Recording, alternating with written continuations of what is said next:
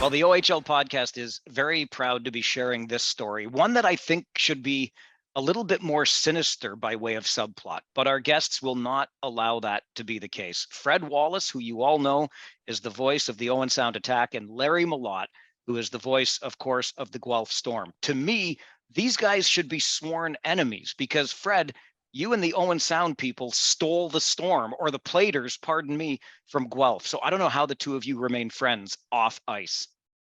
It's interesting. With Colby Barlow setting that record last year for under 16, I'm surprised there wasn't more reaction from Guelph to say that, no, that record belongs to Kirk Muller. But, you know, they've been here for the better part of 30 plus years. So a lot of the Guelph connection has vanished. Okay, Larry, can you explain to me, though, how it is that you and Fred are so close away from the rink when on the ice? Not only is it, you know, the Platers used to be in Guelph, then they go to Owen Sound, geographically one of the closest rivals in the division. And how is it that you and Fred become friends? Well, hold on just a minute. You do recall. No, you wouldn't recall because you're too young. The Kitchener Rangers are the Guelph Biltmore Mad Hatters. So long before Owen Sound took a team away from Guelph, Kitchener took a team away from Guelph. I shouldn't be talking to either one of you guys. You're both a couple of encyclopedias. Too much knowledge. It hurts my head. It does. It does.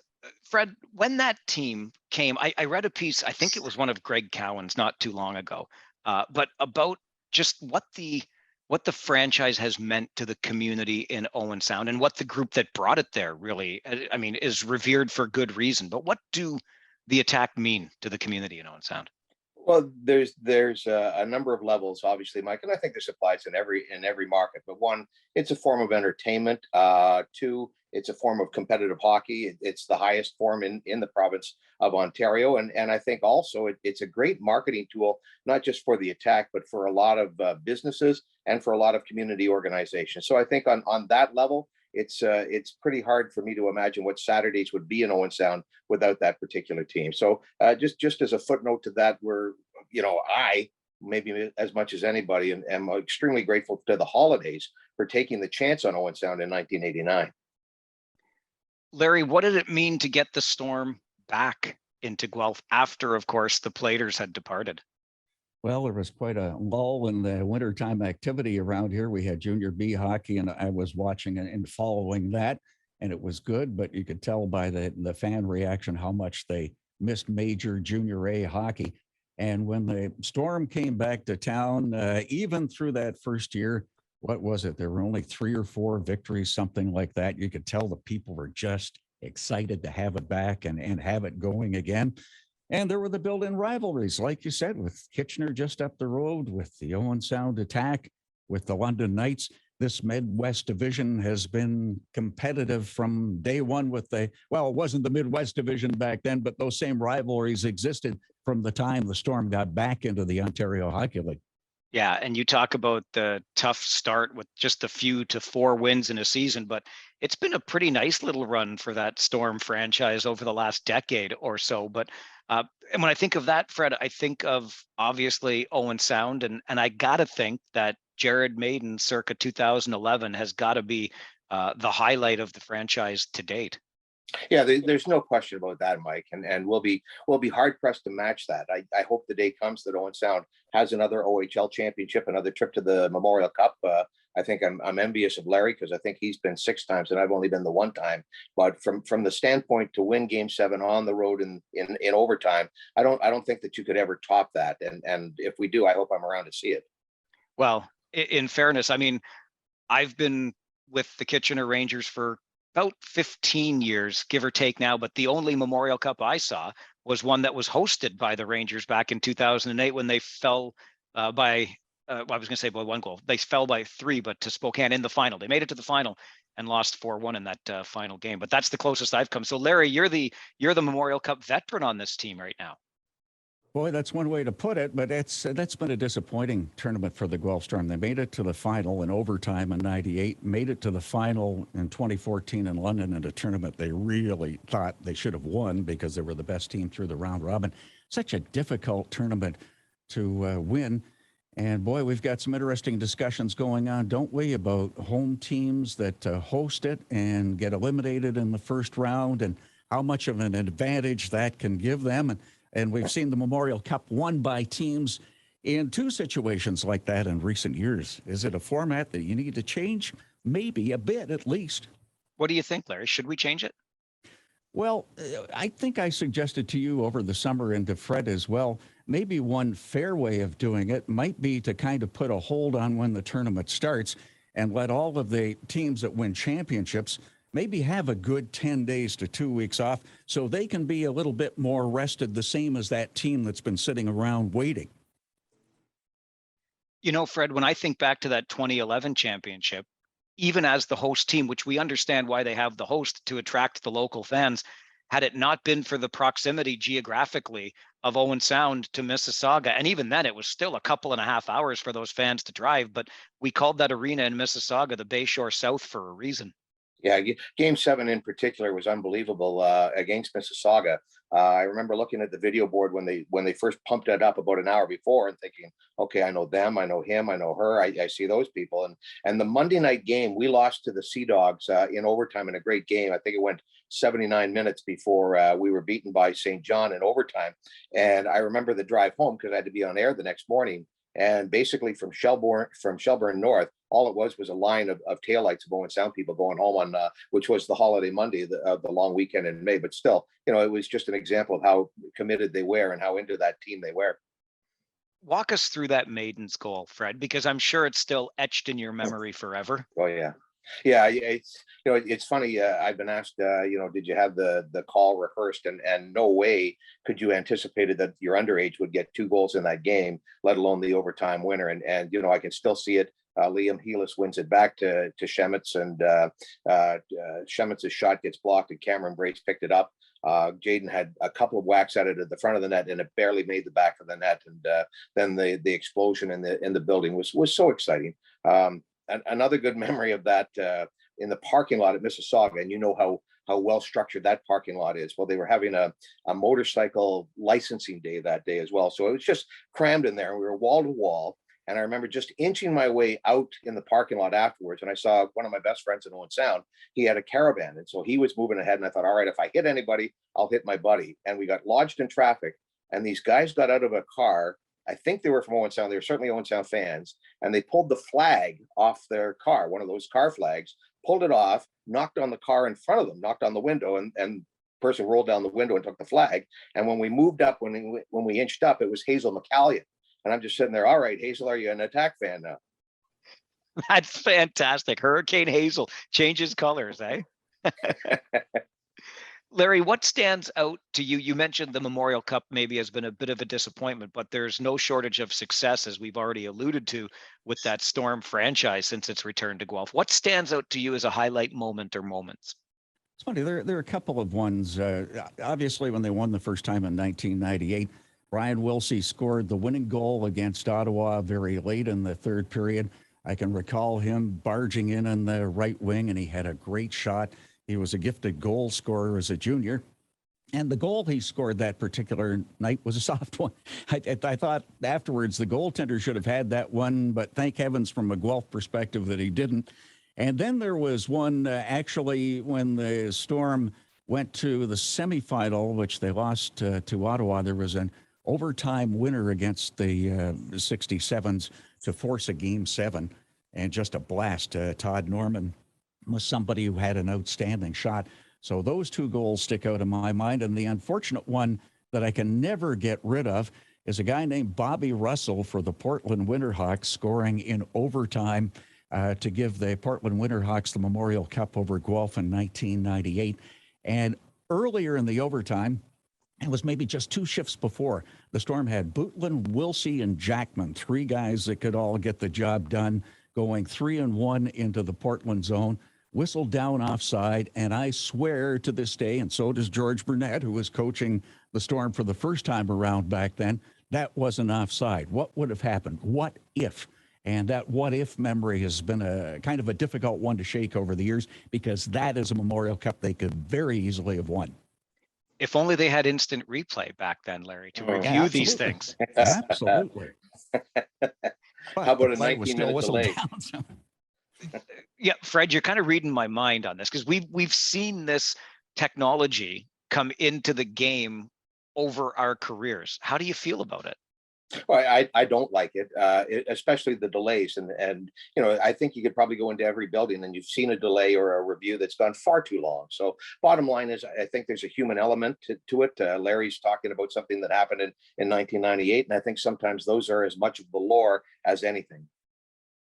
Larry, do you think are we using technology appropriately? Because I'm kind of with Fred on this. If we could do it quicker, maybe that's one thing, but there are humans playing the game. There are going to be some errors. The players make them. That's what makes the game so much fun. Sometimes the officials miss things too. How many times have the three of us on the air after one of those delays said, this has been about 5 minutes now. What's the delay for here, guys? Haven't you made up your mind yet? Go ahead, make up your mind. And even if I disagree with you, I'll be happy that we're just getting the game started again. So that's the long answer. The short answer is yes, I think we've delved into too much of this stuff that has actually delayed the game. This game is so much fun at this level, and I think that's the reason that we've been doing it for as long as we have. Fred, I heard you, and I've got to give credit where it's due, on the Future Considerations podcast with Matt, John, and Manny, telling some stories. I don't know that I've ever laughed at a podcast as much as that particular episode when you joined those guys. And one of the stories you shared was of the time the Attack's bus driver quit. You hadn't even gotten out of town yet, and the bus was stopped, and he walked away. Yeah, it was a business decision, I think, at that point too, because there's no need to mention the company by name, PMCL, but they were getting screwed on the cost of fuel, and they wanted to rework the deal, and the Attack wouldn't do it because they knew they had a good deal in terms of their busing. And so the thought was that PMCL was sending us the worst bus drivers they possibly could. And this guy was a disaster from the get-go. And he made it. And you guys have been to the Bayshore. He made it from the Bayshore to the town center probably in about 9 minutes. And all of us could almost walk it in 9 minutes. And then he made one turn, and he and Mike Stothers had a shouting match. And so right at the corner of where the coach is, he'd driven probably 10 blocks, and he'd stopped the bus and got off, and he quit at 7:30 on a Sunday morning when we were to be at Plymouth for 2 p.m. He got back on the bus about 15, 20 minutes later, got us to Sarnia to the border, and then him and Mike Stothers got in at it again. So there were 2 basically explosions, and there were bombs of various descriptions going off in that bus. But eventually, George, the bus driver, got us to Plymouth and got us home. Larry, what stands out to you from time on the road?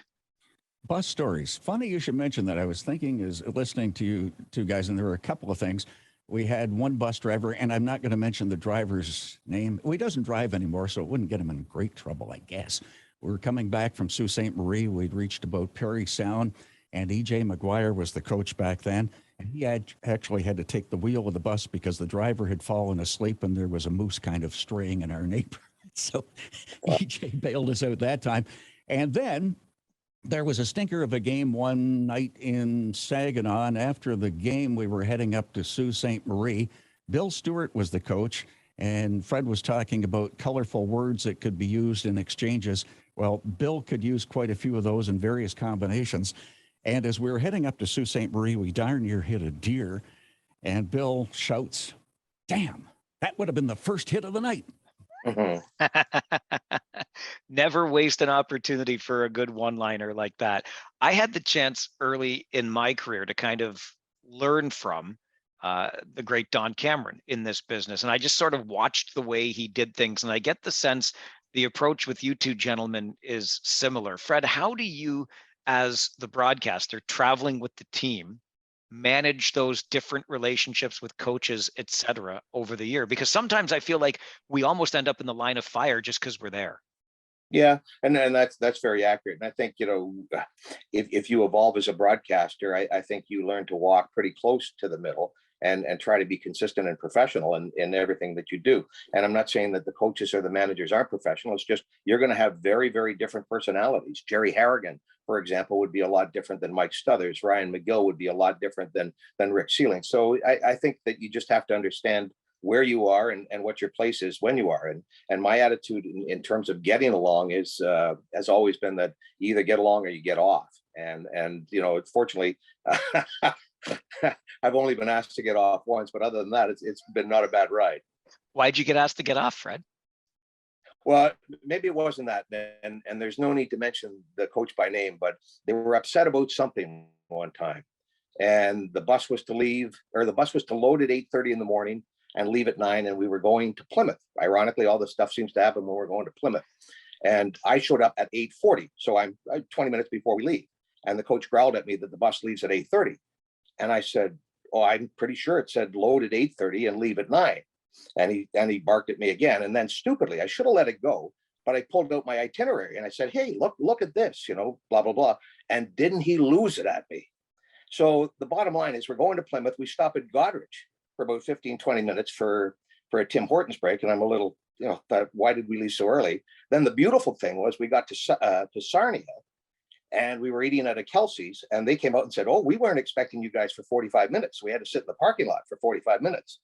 And if I didn't need the job at the time, or if I had a better set of cones, I would have said, well, it's a good thing that we left early. But instead, I knew at that point, shut your mouth and just go along.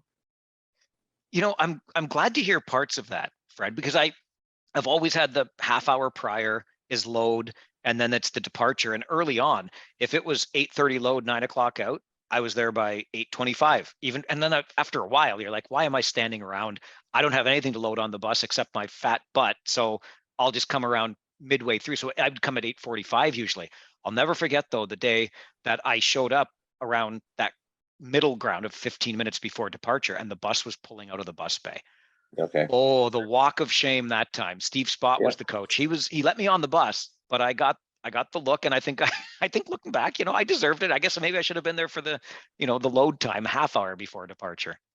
I think the three of us in radio understand that 9 o'clock means 8:50 or 8:40, or that you're always early. And personally, I take a great deal of pride. And one of the reasons that I actually looked for the sheet and showed it to the coach was because I didn't think I was wrong. And I turned out I wasn't wrong, but even though I was right, I was wrong. Larry, how do you manage different personalities over all the years?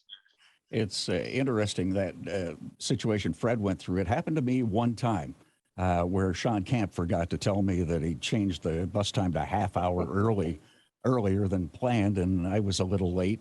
And I got the gears from the players coming on, but not the coach. And he said, shut up, you guys, it's my fault. So I got a little bit different reaction from the coach. How I've handled it over the years, as you get to know pretty soon, dealing with these people on a day-to-day, or at least game day to game day basis and practices and whatnot, what their temperament is like and when it's a good time to approach them.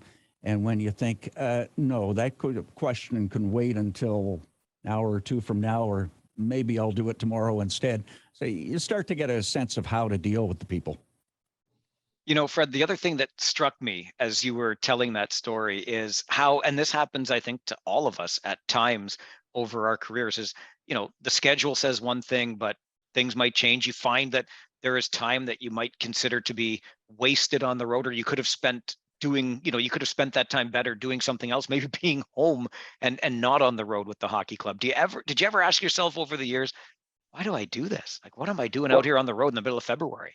Well, I think that's a question for Larry, because I've heard Larry say before that that's a wasted night. And I think it has more to do with your team sometimes, and the team that you have. And the example that I'll give you is the second year that Owen Sound had a team. They only won 13 games that year. And you just knew you were beat before you left the parking lot to go, certainly to play the Niagara Falls Thunder in that era. Because I think Niagara won, the old Thunder won 21 straight head-to-head with Owen Sound over 3 or 4 years. Like, didn't matter where the game was, they either won it or tied it.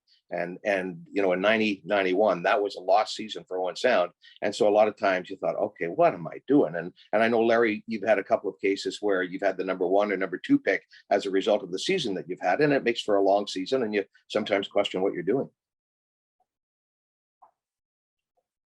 Over to you, Larry. Yeah, I was my turn. I thought Fred set you up pretty nice. I was having there. A brief little nap there because I catch my 5-10 minute naps on the bus. So I was thinking I was back in the bus. Road trips that really get to you, the longer you spend in the bus, the worse a road trip home can be after a defeat. And I know Fred and the Owen Sound Attack have experienced some of the same things that the Storm have with the Sioux Greyhounds. You spend 7.5 hours on a bus, you play a game up there, you play a stinker, and a 7.5 hour bus ride can seem like an eternity in getting home.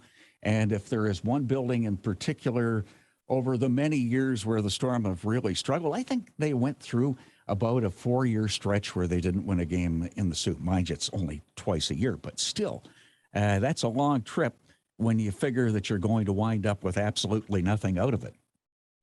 I remember those trips up to the Soo where the schedule for the Rangers used to be home on Friday, Saginaw on Saturday, Soo on Sunday afternoon. And you probably know just by hearing that, by the time we got to the SR Center, the old Memorial Gardens, take your pick of the names, but GFL now up in Sault Ste. Marie, but the Rangers were sitting ducks and the Hounds were just ready to pounce on those Sunday afternoons. And those did make for really long bus trips home. You mentioned sleeping, Larry. Have you mastered the art of sleeping on the bus? Absolutely not. That's why I said 5 or 10-minute naps. Oh, another building that comes to mind is Ottawa. Don't you love it? And I don't know whether you guys have looked far enough ahead in your schedule, but we actually have the Ottawa Trip mid-October, and it involves a home game on a Friday night, the Saturday night in Kingston, and Sunday afternoon in Ottawa. Come on. What's with that? You talk about fatigue and knowing full well that's going to be a tough afternoon in Ottawa. That again was a way that we always used to do it. When Belleville was in the league, it was Kingston Friday, Belleville Saturday, and then Ottawa Sunday afternoon. We're really lucky this year, Larry. It's Ottawa on a Friday night and then Kingston on the Sunday afternoon. And we're doing it early October. So it's going to be nice weather and not a bad way to play those games on what we call the Eastern Swing. What other buildings? Sorry, Larry. When I saw that schedule, the first thing that occurred to me is Brian Kilray still there working out these schedules? Because we used to think that Killer did that on purpose. Of course, look for that advantage. You're coming off a game Saturday night, we'll take you Sunday afternoon. Thank you very much. Any buildings that you remember being houses of horror, Fred?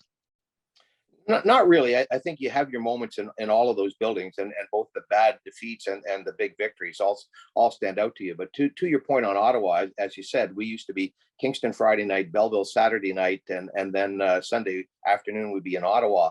And I don't have the figure right in front of me, but I'm pretty sure that Owen Sound is 4-21 with a bunch of ties in Ottawa, only because we would get popped there every year, and very seldom did Ottawa, in particular in the Brian Kilray area, have a bad team. So in terms of buildings and teams, Niagara Falls had Owen Sound's number very, very early. But after that, this is something that Larry and I talk about periodically, is that the only nightmare that I have in buildings is whether or not they'll have a phone jack. So there's some buildings that just aren't cooperative, and you've got to figure out a way to get around it. Okay, let's talk about that a little bit from the broadcaster's perspective, because I joke all the time. I mean, we're not splitting atoms or birthing babies here, but there are challenges that can be presented. And that's a real fear when we've had trouble with our equipment in various buildings from time to time too. But can you take us through a typical game day preparation, Fred? What's your routine? Get there. Generally, Owen Sound through the years has been terrific, that they're always there 2 hours beforehand. And so generally I'll go and get hooked up and make sure that I have a dial tone before I do anything else in my broadcast booth. And then the rest of the time will be down, and I'll probably do about 3 interviews before a game. Nothing elaborate, probably 5-6 questions, if that. And then the rest of it is just putting your statistics together and making sure that your commercials are ready to go, and 2, your information is ready to go, just in case somebody goes through the glass, or just in case there's a delay and you have to clean things up and you have a lengthy delay. So I think it's all about preparation, and it's all about being more prepared than what you actually use.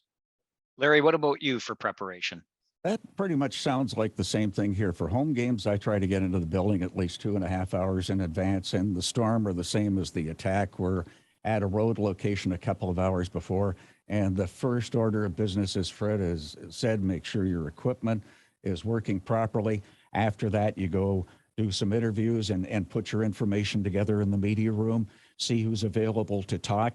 That has changed a little bit, of course, with the pandemic, because a lot of the interviews that I've done over the course of the last year or so have been pre-recorded.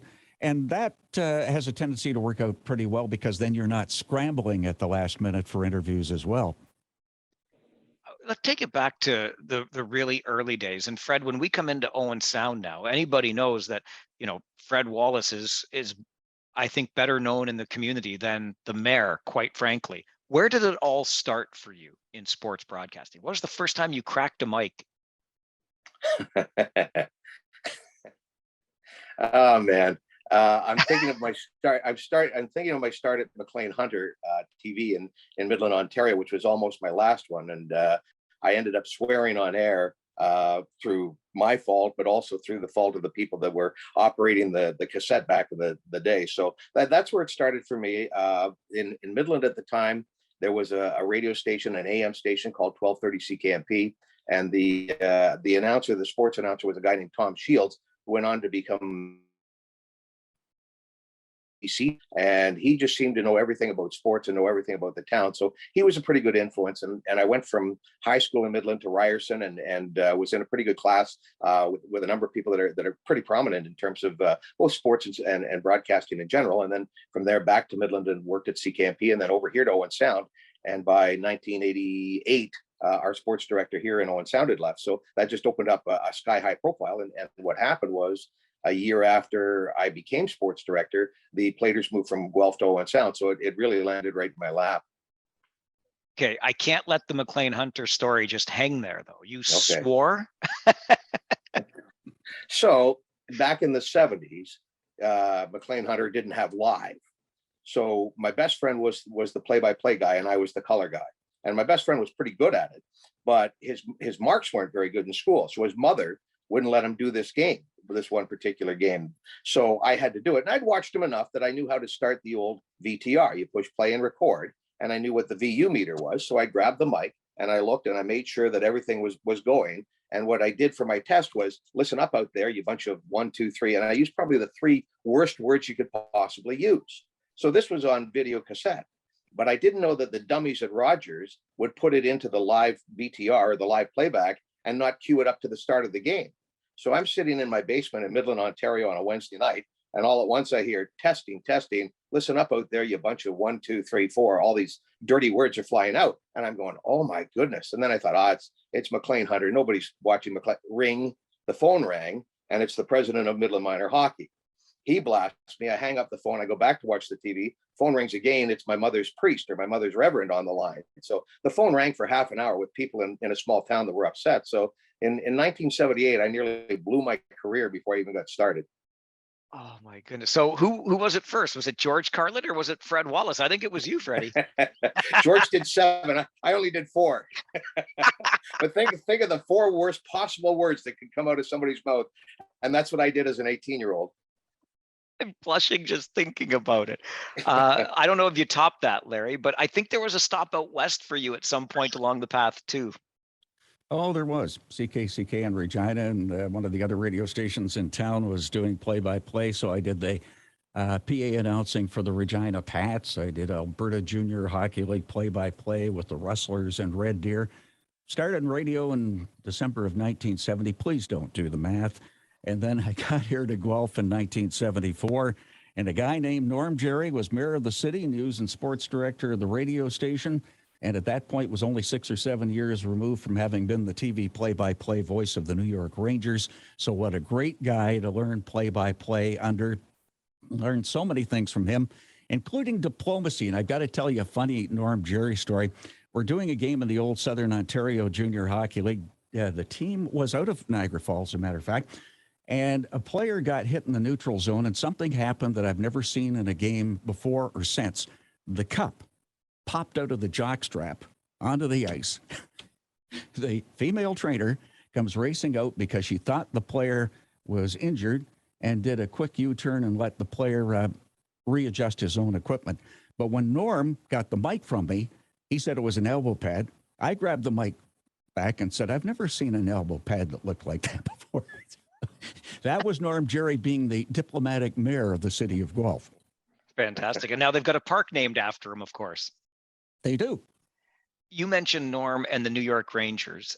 This is a question I've gotten asked, I don't know how many times over the years. I'll start with you, Larry, since you mentioned the pro team first. Was there ever a stop along the way or a time along the way that you considered the next level or had an opportunity there? Very briefly, when George McPhee got the general manager's job in Washington, we talked and he seemed to be interested in trying to get me down there, but got told that that particular position wasn't his to fill and it had already been filled. So there you go. There was that one time. But aside from that, I mean, how many great players have the three of us seen over the years and followed careers and now seen them retire? And I was telling you guys before we started this, I just had a conversation with Ryan Callahan. He's going to be honored in November. And when we're done with this, I've got a call in to Dustin Brown in Los Angeles. He's retired. He's going to be honored later on in the year. How much fun has it been for the three of us to have encountered people like that on the teams we cover and other players around the league and other people around the league? I agree with you completely on that. What about you, Fred? No, there's never been an opportunity. And truthfully, I think since I've got to Owen Sound, I might have applied for 3 different positions outside of Owen Sound, and it certainly wasn't in the last 20 years. So, and both in those 3 cases, I think we're all Ontario centers were something that opened up. And in every case, I didn't get them. So I'm still here in Owen Sound and not unhappy about it. So it's no, not from a professional standpoint, no, or not an ultimate professional standpoint. I think Larry sums it up so well, though, when you kind of reach that point. I think we're all full of whiz and vinegar at some point early in our careers. And I know when I got my first job in radio, it was going to be, I was going to end up on Q107 doing rock radio like John Derringer or something, or I'm going to be on Hockey Night in Canada like Bob Cole or something like that. But somewhere along the line, you kind of figure out how special this is and the opportunity that we get, and going into full buildings in our communities where we've been for so long is a pretty special thing. What is it that still excites you about the game today, Fred? Well, I think the fact of the game, the game is the thing, and it's been a long time since we've had a bad team, probably about 15 years in Owen Sound since we've had a bad team. So we've always had a competitive team. You look at the roof in Owen Sound, and there are just 3 banners from that one year, and you might say, okay, Owen Sound's a struggling franchise. Well, I don't think that's necessarily accurate. I think Owen Sound's in a division with London, with Kitchener, with Guelph, and Erie at times. Unfortunately, Erie probably stymied the last good chance that we had to have a winning team. So from that standpoint, it's exciting. I like both the road, even though I'm not going to do it for 1 year this coming year, and I certainly like the home games just because of the atmosphere and the buzz and the people that you run into. And there's been great friendships made along the road, and there's been great friendships that have been enhanced at home. And I do remember Rick Moss, a guy that was in the Kitchener market and the London market. He was our program director, and I remember the day that the Platers came to Owen Sound, he called me into his office and we got talking about what we were going to do. And he said, looked me right in the eye and said, your profile is going to go sky high because of this. And I've always remembered that. And I've always tried to be conscious of that in terms of, being responsible about what you're doing and how you're doing it. Larry, what about you? As we're here early in a brand new season, does it still get the blood flowing, the juices pumping? Absolutely, especially when you head into a season where you think maybe there's a possibility of some special things that could happen. And I know the three of us have talked leading into, well, we're a week away from the start of the season now, how difficult the Midwest Division will be. But you get the sense that the team you cover is going to be competitive. It makes for a whole lot more fun than when you head into the season and you think, oh, this is going to be a struggle. Maybe the basement is going to be closer than that top spot is going to be. But aside from that, the game and the people are so much fun. And the game has evolved to quicker, more skilled players. Players seem to just get bigger and bigger. And you look at that 6'4", 16-year-old guy and think, when I was 16, I don't remember that many 6'4" athletes around, but the game is still fun. Yeah, it is. And, now you make me think, and I'm going to get a little bit old school here, and Fred, I'll start with you. But look, this is a much different game than it was when we first started calling them. And there's not too small a part of me that misses some of those rough and tumble games where something was happening on the ice that spilled into the penalty box, that spilled into the tunnel to the dressing room, or whatever the case may have been. I know we're in a better place overall, but darn it if I don't miss it sometimes. Any of that come back for you, Fred? Yeah, you don't see when you have a game like that during the course of the year now, and you might have one. and it's a rare one. You think, all right, this is 1990s hockey, and the way I always looked at it was the Windsor Spitfires, when Owen Sound first got a team, very seldom had a good team, but I think their marketing push was, we might make the playoffs, but we guarantee you there'll be 3 to 4 fights a night, and they would fill the old Windsor Arena just to see the fight. So it really has changed, and obviously for the better, for the safer. The other factor too that I think that's been a real big change in hockey is concussions. And the first one that I ever remember seeing was a Kitchener Ranger, Lenny DeVono, got hit by Kirk Maltby, and I went, "Ooh, what's wrong with him?" And now they seem to be more common for whatever the factors are. And I think the fact that there's less fighting actually makes the game a little bit safer, even though there seemingly are more concussions and more issues. Just on that point, real quick, it makes me think of Joey Hishin, obviously, Fred, and somebody that you would know well, a real fine career. Unfortunately, I think derailed by those concussions. Yeah. Yeah, there's no question about that, and Joey's handled it very, very well. He really has, and he's made the most of it. You guys might know he's going to work for Adam Oates now in skill clinics based out of St. Louis, but he'll also be a lot closer to his home base in Stratford. So we're going to miss Joey and Owen Sound, but I think to Joe's credit, he was able to deal with it to the best of his ability and keep a really sunny disposition going forward. Larry, I think back on some of those Storm teams of past, and obviously Kitchener and Guelph always had a great rivalry. Cam Jansen's a previous guest on this podcast. We know what he brought to the table, but what do you think of the then versus now comparisons in the game? Cam Jansen is a great example. When he got traded from Windsor to Guelph, my first question for him was, how does a guy from St. Louis wind up playing hockey? And he said it was the only team sport that let me fight. So that was Cam Jansen. You go back even further, that the team that won in Guelph in 1998, I always remember, they had the skill, but it was a big physical hockey team. And when we were in Halifax in 2019 at the Memorial Cup, I ran into Bob Crummer, who played in that team and lives in the Maritimes these days. And Bob told me there is no possible way he could play today's game because his game was the game the way it was played back then and just wouldn't translate into the way the game is played these days. So how did going a little bit in a different direction, or how did the relationship between the two of you develop to the point it has off the ice? Like, I've seen pictures of the two of you running, I don't know if it's full marathons or half marathons or 10Ks or whatever you do over the summer months. How did that all start, Fred? I think just by proximity, in that we play Guelph 8 times a year in an average year, 12 times last year. So, again, it's almost like I said with the team, it's either get along or get off. And you guys, I'm sure there are broadcasters and media people around the league. No need to mention London by name that you keep your distance from. And then there are some that you're very close to or get very, very familiar with. And so, by and large, all kidding aside to London, there are great relationships in every building that I can think of, and so I think because Larry and I see each other more than anybody else over the course of the season, I think that really was the groundwork. And as far as I can tell, Larry's been doing the games for Guelph since 1993, and I've been in Owen Sound since 1989. So we would have seen each other over the course of 30 some years, 8 times a year. So there's 240 times 2 to 3 hours each and every night that we're around each other. So I think that's the basis of where we got connected. Larry, who had the better time when you guys ran together?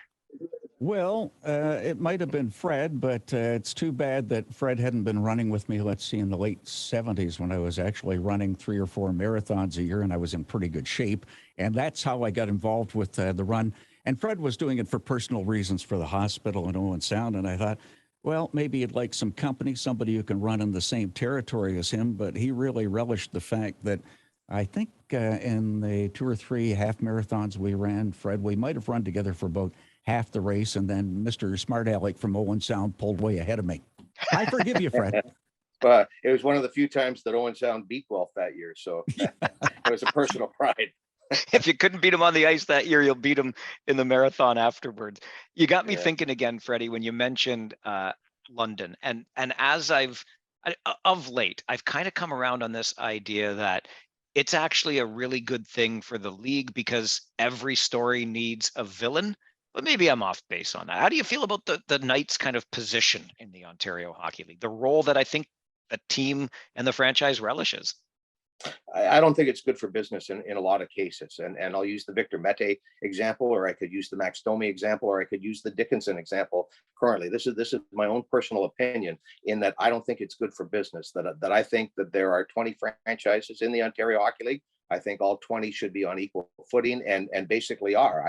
I don't think that you're getting a better experience in Peterborough than you are in Sarnia, or that you are in Owen Sound, or that you are in Guelph.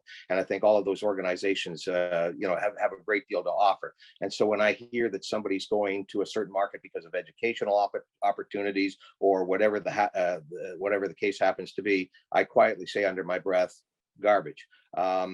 Another attitude, and maybe you'll have him, or I've already had him on your show, is Gino Cavallo in Sault Ste. Marie. Gino has zero problem. He's not necessarily the polar opposite of me, but he says London's doing exactly what they're allowed to do, and so as a result, why doesn't anybody else do that? So there's different ways, and I think that there's nothing worse than losing sometimes to a division rival, and we felt the same through the years about Kitchener and Guelph and Erie, etc. And there's nothing sweeter than beating those rivals too. And when it does happen, it's a memorable moment. And I can still see Bobby McNarty scoring in Game 6 at London, and seeing how, basically they had to get out some bungee cords to keep some people from jumping from the media box.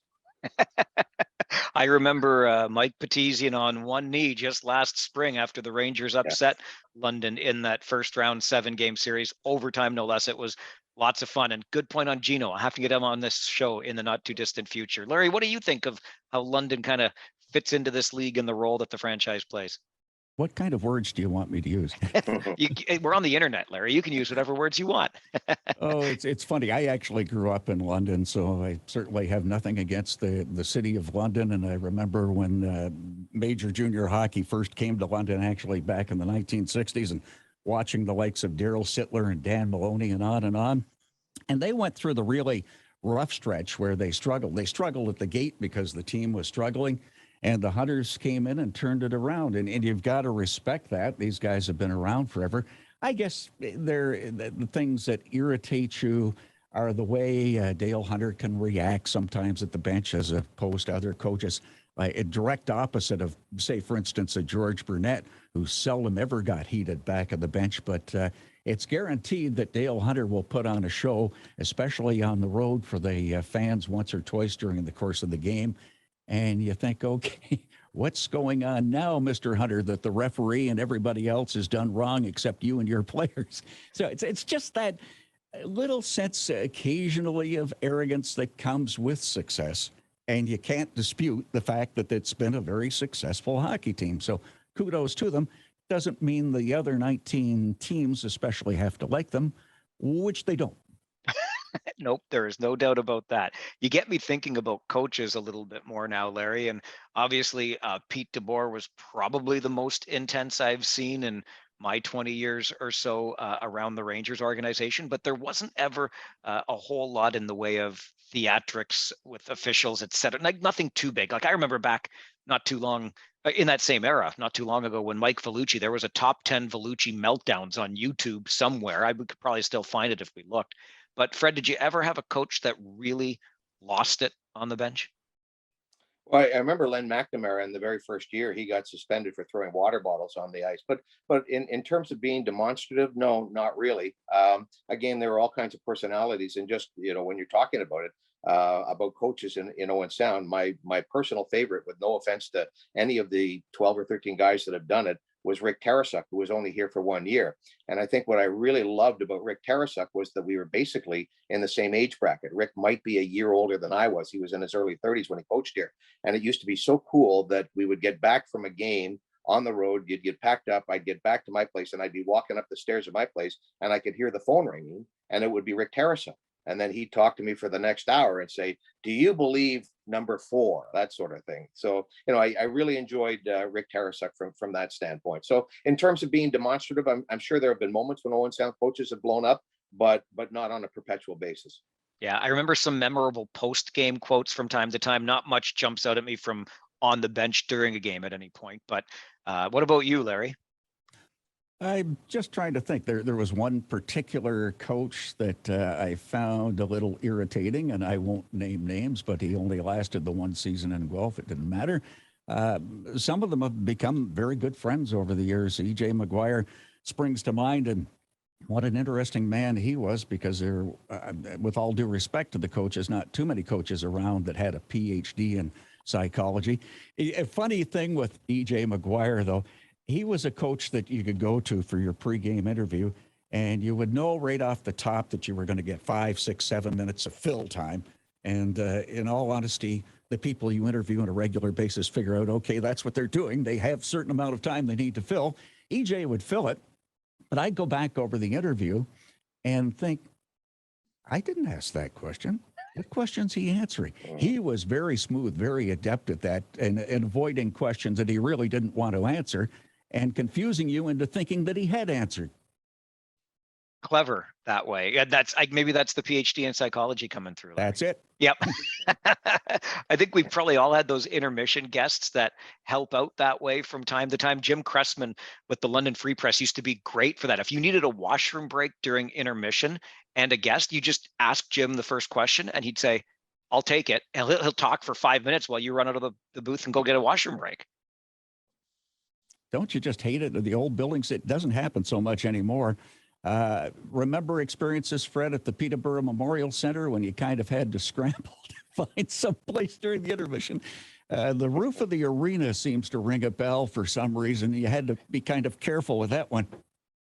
Well, the arena, without question, that I think makes maybe most fondly or most wary of is the Sudbury Arena, and I'm pretty convinced that when the day that I die will either be at the corner of 2nd and 10th and Owen Sound, or coming out of the press box in Sudbury, because that's a straight door up. And you mentioned Don Cameron earlier, Mike, and I just thought, Don was well into his 70s and still climbing those stairs, and I thought, boy, I've got another 20 years. Am I going to get up those stairs? Honestly, let's be clear about this too. Those aren't stairs. That's a ladder, right? The vertical on that thing, and yeah, when we used to do those games together, I always let Don walk up first, just in case something happened. I was behind him to either try to catch or break the fall, and I would go down first, same reason. So yeah, that's a really good one. And that hasn't changed, obviously. Any other arena? Like, I don't like the Hamilton walk a whole heck of a lot. I don't like the Oshawa catwalk a whole heck of a lot. Those ones kind of freak me out a little bit.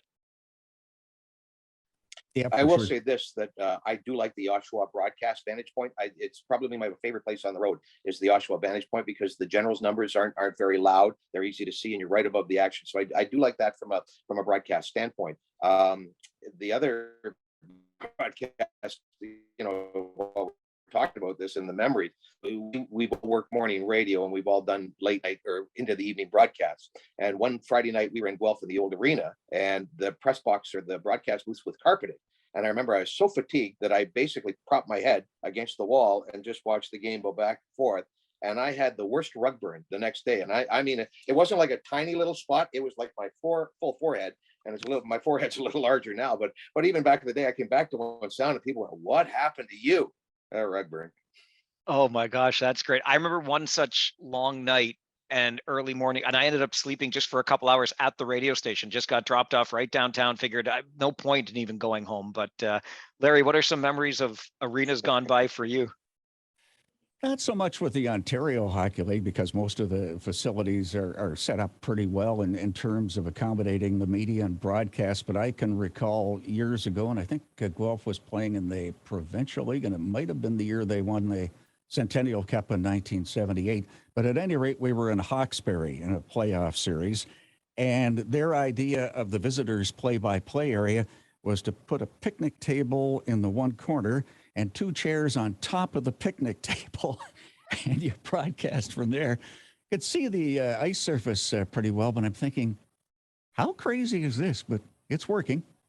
Yeah, that's not far off really what still exists in Ottawa today and what used to be at the old Tullio Arena in Erie before they renovated. Well, yeah. And how about the sawdust for a year or so when those renovations were being done? You had to breathe that in. I got to tell you a funny Erie story. One of the first games I was in there, first intermission, music is playing, and a guy comes up to me, not really fully not understanding at all what the heck it was I was trying to do there, and said, "Can you play Macarena for me?" And I said, "No." I said, "Even if I could, I wouldn't, but I can't." So in Erie, I had a guy come up to me and give me freebie coupons to Hooters if I would promote Hooters on the air. And I'm thinking, buddy, there's nobody from Owen Sound going to drive 5 hours to go to your Hooters, but I'll take the coupons. Thank you very much. I was going to say, please tell me you at least took the coupons. Why Yes, not, right? I did. That's one of the real benefits of that doubleheader that Owen Sound plays at Erie every year. Absolutely. Oh my gosh, that's funny. I'll tell you what, we could probably go on and on about some of those experiences. Plymouth and Peterborough come to mind, where the last row of the fans are right up against your broadcast booth. And so, see, you've had a couple of those, haven't you, Fred? Yeah, well, Plymouth, I remember that there was a good family that sat right in front of us all the time. The other good memory from Plymouth is one day in between periods, they had a mini game going, and the kid puked, and he puked right on the blowhole of the whale. And so they had a heck of a time getting that off the ice. And I'm not sure what that kid ate that night, but he had not much of it left. Gosh, Larry, did you ever get like fans of the opposing team, besides asking for song requests? You know, I had that in Plymouth, and eventually we developed a bit of a friendship because the same fans, like, you know, in that seat, but they don't want to hear the visiting team's call. So I'd get the occasional dirty look. But did that ever happen to you? Oh, it certainly has. When they switched locations in Peterborough, we used to be up above, so away from the fans. But when they first moved down below, and you've got the people sitting right in front of you in just a partial glass, as you guys know, and you need to stand up in order to catch the play around the whole ice surface. And one of the earliest games, I was in there doing the game. The guy in front of me said, "You really sound like you could use some help." I said, "My wife tells me that all the time." So kind of diffused the situation, and the conversation was friendly after that. Whenever there was a commercial break, they understood I was trying to do a job and describe a team that they didn't particularly like. But hey, you have to have two teams out in the ice surface. Can't be just your home team out there. That would be a strange game. Absolutely. And yeah, diffusing the situation with humor. Okay. I don't want to wear out my welcome with you guys before we see each other 8 times this season. And Fred's got a poker game, and Larry's got to talk to Dustin Brown. Before we go, though, I wanted to try this out on you. And you can tell me I've got the wrong player, but we've already kind of touched on how the Midwest division is going to look this season. I think it's going to be a whole heck of a lot of fun. And there is a player on either of your teams that I think is a real special player. So if I got the player wrong, you can put in your own write-in vote here, or just go with this. Fred, I'll start with you. Colby Barlow is the best forward in Owen Sound since. Best set of hands probably since Andrew Burnett, maybe even Sean Avery in terms of hands. No question about that. And it's not that Colby was ever a poor skater, but he upgraded his skating during the course of the season. And I've only seen the one exhibition game this year, and that's really not much to gauge the entire group on. But I think you're right, Mike. There's a lot of expectations, and I think Colby has the type of personality that he's going to be able to handle that well as a 17-year-old on what will still be a pretty young team. And I would suggest that 5 of the 6 forward positions, top 6 forward positions, have already been spoken for, and he and Guindon and Petrovsky might be 1, 2, and 3 top 3 forwards. How much fun was that watching that trio of rookies last year, Fred? It was really good. In particular, Guindon, who you do your end of year recap, and you're looking at your notes, and he only had 4 or 5 goals by December, and he ended up with 30. So I think that was big. And the other player that I'll say keep an eye on in Owen Sound is Gavin Bryant. And you might think that I'm off my rocker when I say this, but he is reminding me somewhat of Damiani in Kitchener, and that might be a stretch on my part. I'm not sure, but there's just something about him that seems to be in the right place at the right time, and so I think there's an understandably good deal of excitement in Owen Sound about what we think we have here for this particular year. But again, you have to temper that because London is London, and Kitchener looks like they've added some marvelous pieces in the off year. And we went 8-4 against Guelph last year, but the 4 times we lost were 9-4, 7-3. So there's excitement in Owen Sound, and Colby Barlow is a big reason for that. Yeah, I'm a huge fan of what I saw from him last season. Really looking forward to watching him develop as what I think can be absolutely an elite player in this league. Okay, Larry, on your side, I'm looking at the other side of the ice, and Cam Allen is the best Storm defenseman since. I knew that you were going to bring up that name. And I hesitate to say since Drew Doughty, but look, Drew Doughty went second in the draft the year he was drafted behind Steven Stamkos. Cam Allen has already won a gold medal captaining an under-17 team. He's won a gold medal captaining an under-18 team. And on the ice, he and Michael Bushinger, who's usually his partner, you just don't see bad things happen. And I was truly amazed watching the two of them last year, thinking a 16 and a 17-year-old that are playing in all situations. They're playing in the power play. They're playing in the penalty kill. They're playing against the other team's best players who are 18, 19, and 20, and you wouldn't know they were that young.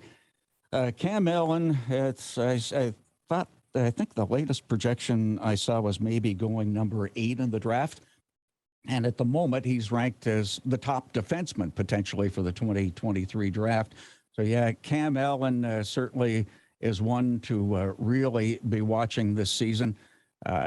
Beyond that, expectations here in Guelph, I would think good seasons, and this maybe applies to players on every team that didn't get drafted and think maybe they should have. I'm thinking of Braden Bowman from the Kitchener area, and a Luka Profaka, those type of players who really have a point or two that they want to make this coming season. But things may very well begin with somebody like a Cam Allen.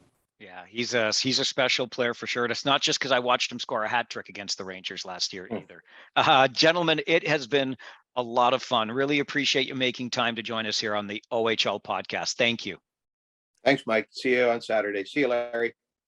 Thanks, Mike. And Fred, I'll see you, I guess, October the 29th in Owen Sound, and I'll be bumping into you a few times too, Mike. So good luck with your coming seasons, guys.